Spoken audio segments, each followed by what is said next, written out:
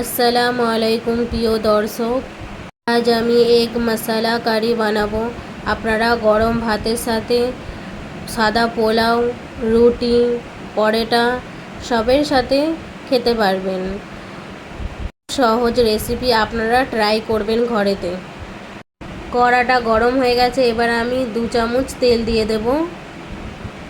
গরম হয়ে গেলে ডিমগুলো ভাজতে দিয়ে দেব। আমি একটু হলুদ দিয়ে দেবো ডিমের ওপর ভাজার জন্য। ডিমগুলো এবার উল্টে পাল্টে ভেজে নেব ভালো করে।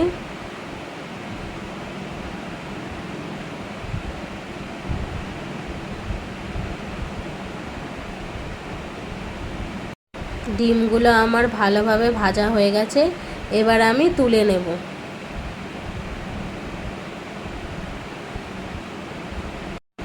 এবার আমি তেলেতে পেঁয়াজটা দিয়ে দেব।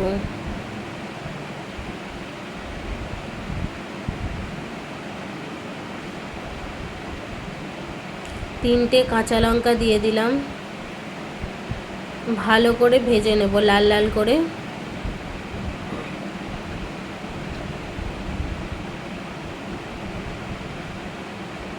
পেঁয়াজ লাল লাল করে ভাজা হয়ে গেছে, এবার পেঁয়াজ বাটাটা দিয়ে দিলাম।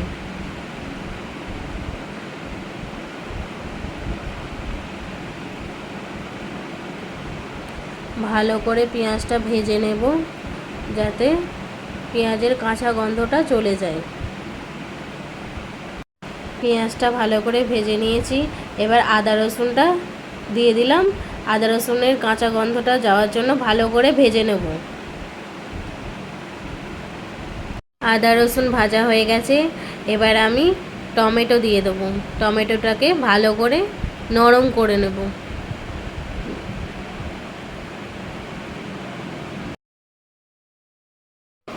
এবার আমি হাফ চামচ হলুদ দিয়ে দিলাম,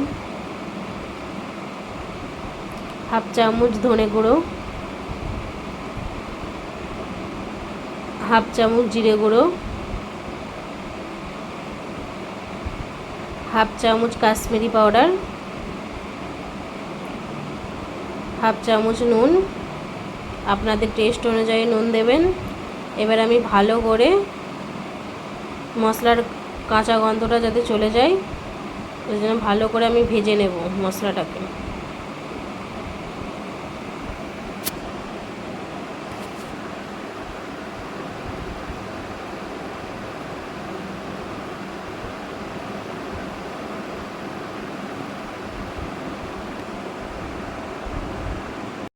এবার আমি গ্যাসের ফ্লেমটা আস্তে করে দেব।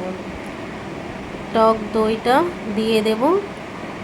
গ্যাসের ফ্লেমটা জোরে থাকলে টক দইটা ছানা কেটে যায়, তাই আমি আস্তে দিয়ে দিলাম। আপনারাও আস্তে দিয়ে দেবেন, এই মশলার সাথে ভালো করে মিশে যাবে টক দইটা।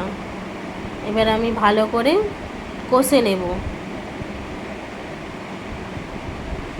মশলাটা ভালো করে কষানো হয়ে গেছে, এবার আমি 1 কাপ পানি নিয়েছি, একটুখানি দেব, ভালো করে কষে নেব।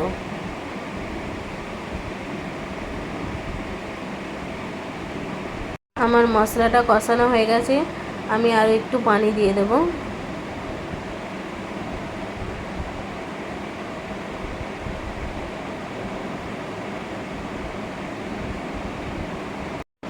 এবার আমি একটা একটা করে ডিমগুলো দিয়ে দেব।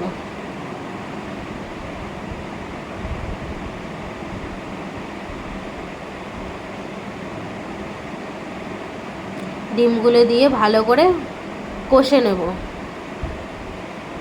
ডিমটা ভালো করে কষানো হয়ে গেছে, এবার আমি যে পানিটা বাকি ছিল ওই পানিটা আমি পুরোটা দিয়ে দেব।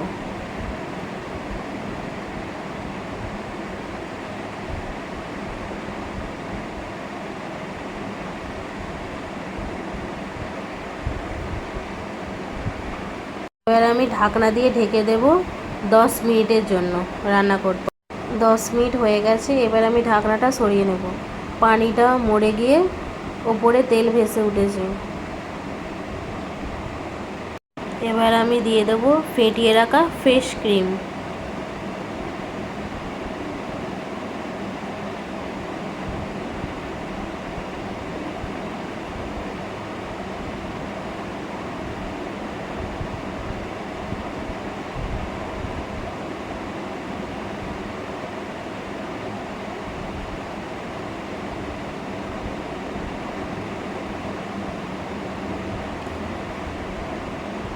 এবার আমি দিয়ে দেবো হাফ চামচ গরম মশলা পাউডার।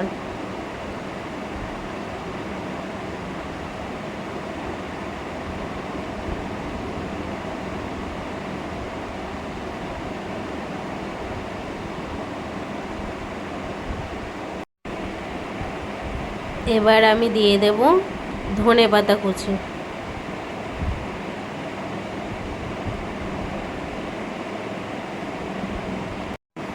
এবার আমি গ্যাসের ফ্লেমটা বন্ধ করে দেব। আমার রান্না হয়ে গেছে। এবার আমি একটা প্লেটে সার্ভ করে নেব। আমার রান্নাটা ভালো লাগলে লাইক, কমেন্ট, শেয়ার এবং সাবস্ক্রাইব করবেন। আর হ্যাঁ, যারা আমার ফেসবুক চ্যানেল থেকে দেখছেন তারা লাইক, ফলো করবেন, যাতে আমি আরও নতুন নতুন ভিডিও বানালে আপনাদের কাছে যাই। আপনারা বাড়িতে ট্রাই করবেন আর আমাকে কমেন্টে জানাবেন কেমন হয়েছে।